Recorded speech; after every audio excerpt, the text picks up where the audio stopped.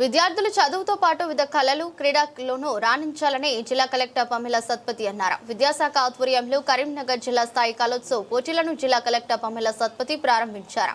కేంద్ర ప్రభుత్వం ఆధ్వర్యంలో దేశవ్యాప్తంగా అన్ని పాఠశాలల్లోని విద్యార్థులకు సంగీతం, నృత్యం, కథ, దృశ్య కళలు వంటి 12 కేటగిరీలలో ఈ కళా పోటీలను నిర్వహిస్తున్నారు. ఈ జిల్లా కలెక్టర్ పమిల సత్పతి మాట్లాడుతూ విద్యార్థులు కేవలం చదువులోనే కాకుండా వివిధ కళలు, ఆటల్లోనూ రాణించాలని సూచించారు. స్కూల్ నుంచి మండల్ నుంచి జిల్లా స్థాయికి మీరు రావడం జరిగింది.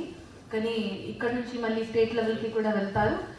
స్టేట్ లెవెల్ తప్పకుండా మనం సెలెక్ట్ అవ్వాలి. ఇంకా మంచిగా ప్రాక్టీస్ చేస్తూ, అంటే ఇదే సేమ్ అక్కడ పర్ఫామ్ చేయాలనేది లేదు కదా, ఏదైనా చేయొచ్చు. ఇంకా మంచిగా ప్రిపేర్ అవ్వాలి. సో ఇక్కడ సెలెక్ట్ అయిన వాళ్ళు దాంతోనే ఆగిపోవద్దు, ఇంకా మంచిగానే ప్రిపేర్ అవ్వాలి.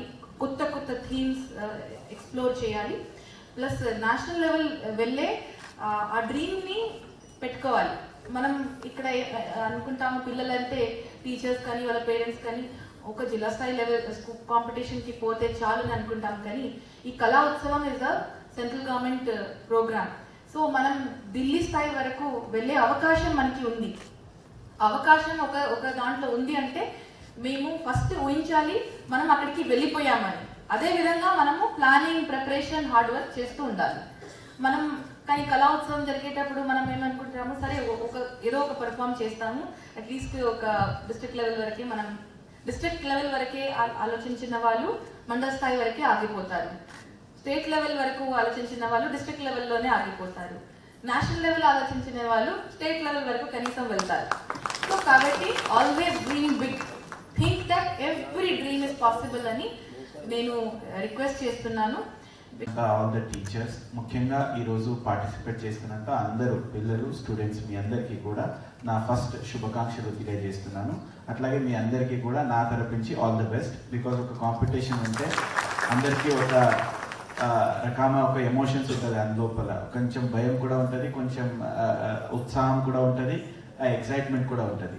సో ఇప్పుడు దానికోసం మీ అందరికీ ఫస్ట్కి నేను ఆల్ ది బెస్ట్ చెప్తున్నా. మీ అందరూ ఎక్కడ పార్టిసిపేట్ చేస్తున్నారు, సో మీ బెస్ట్ పర్ఫార్మెన్స్ ఏముంటుందో అది ఈరోజు మీరు అందరు ఇవ్వాలన్నది నేను కోరుకుంటున్నాను. సో ఈరోజు మనము ఈ స్టేట్ లెవెల్ నుంచి మనకి ఒక ఈ కళా ఉత్సవాలని జరగాలి అనేది కొంచెం మంచి ఒక ఆలోచనతో మనం ఈ ప్రోగ్రామ్ని ఇక్కడ డిస్ట్రిక్ట్ లెవెల్లో కూడా జరిపించుకుంటున్నాం.